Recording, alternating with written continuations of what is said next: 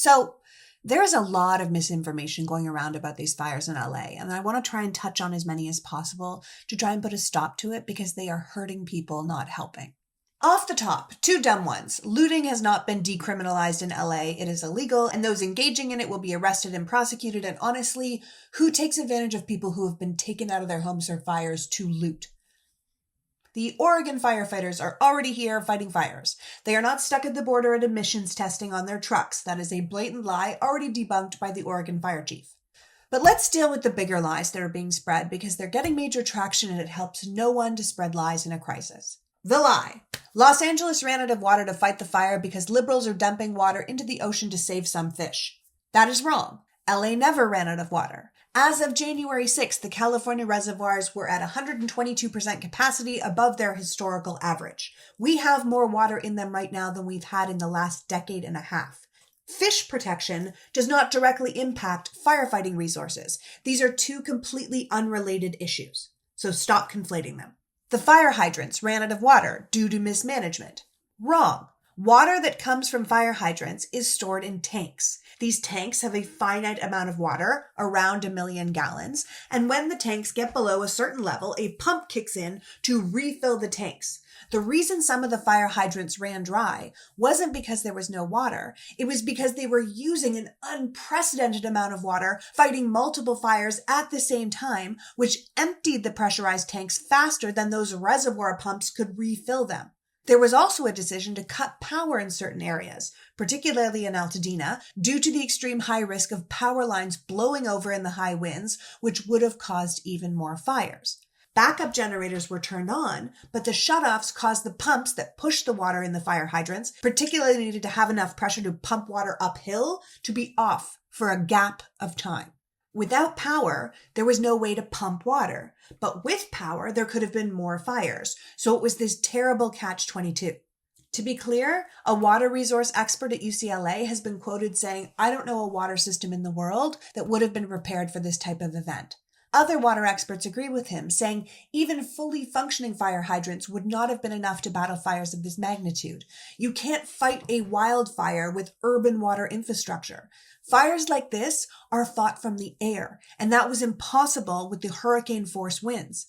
There are so many people talking right now with no understanding of how firefighting works, or the complexity of water management, or with any understanding of the constraints of doing these kinds of jobs during these extreme weather conditions. So, if you don't know what you're talking about, maybe stop talking. Yes, one reservoir near the Pacific Palisades was empty, as it had been drained for repairs, but that was due to the fact that January and February are usually the wettest months in California, so it was thought to be the most appropriate time to do the maintenance. And, as a reminder, we don't typically fight fires directly with reservoir water. Reservoir water can be used for water drop planes, but the pilots weren't in the air anyways because of the winds. You might have heard that the city, particularly the Democratic mayor, cut $15 million in the fire department's budget.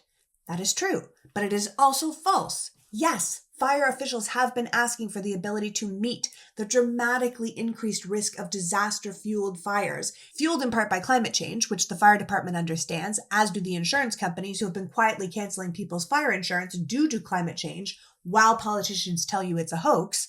But any major improvements to our budget and infrastructure require political will and extensive financial resources, which the city council couldn't get approved.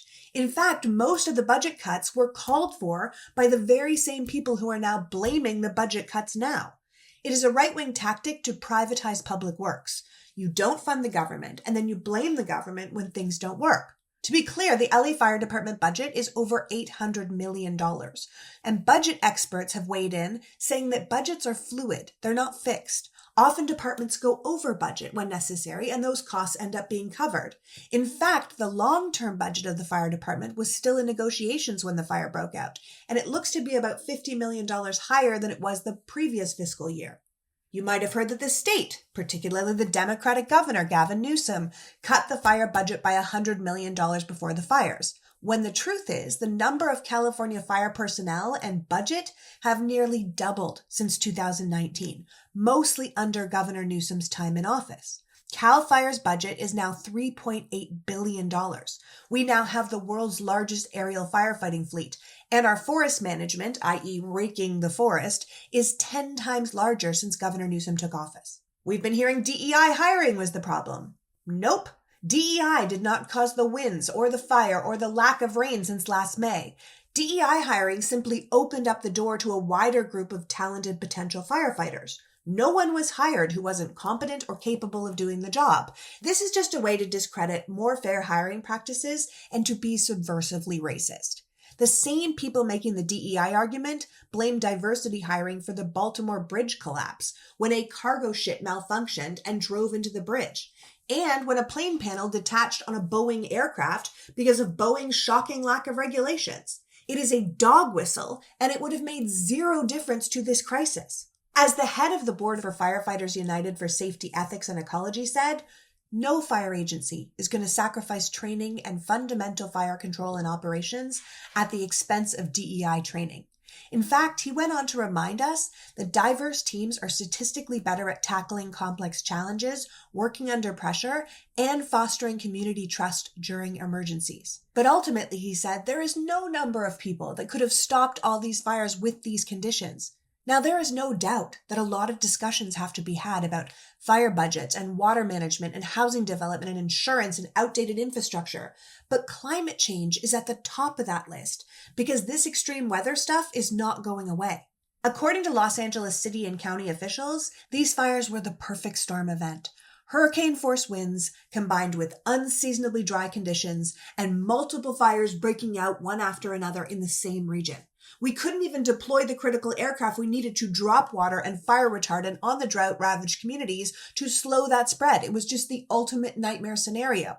People are quick to point fingers because they want there to be an easy answer. They want there to be someone to blame rather than accepting this is the new normal in an era of climate-related calamities that we have allowed to happen by not taking climate change seriously over the past 50 years. It's not a matter of firing someone. It's a matter of changing how we do things, of acknowledging we have a problem that's going to take a lot of money and a lot of work to fix, and a lot of people don't want to do that.